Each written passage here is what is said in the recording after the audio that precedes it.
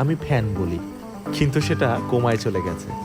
অবশ্য আমার বড় বোন লিপিকে বললেই একটা নতুন ফ্যানের ব্যবস্থা হয়ে যেত, কিন্তু কারো কাছে সরাসরি কিছু চাইবার অভ্যাস আমার নেই। শুভ আয় শুভ, হ্যাঁ, কি করিস? একটু ঘুমানোর চেষ্টা করছিলাম আপু, তো কোনোভাবে ঘুমাতে পারছি না, এত গরম। তার উপর ফ্যানটার কি অবস্থা, ঘোরে তো ঘোরে না। দেখ শোন না, আজকে সন্ধ্যায় তুই তো দুলাভাইকে নিয়ে একটু বাইরে যেতে পারবি? কেন? মামা, আজকে তো শুক্রবার, ড্রাইভারের ছুটি। আব্বু বলেছে তোমাকে নিয়ে গেলে তুমি গাড়ি পাহারা দিবে, যেন গাড়ির লুকিং গ্লাস চুরি না হয়। না না, তা না। তাই তাই আপা, তাই তাই আমি বুঝছি, লুকিং গ্লাস পাহারা।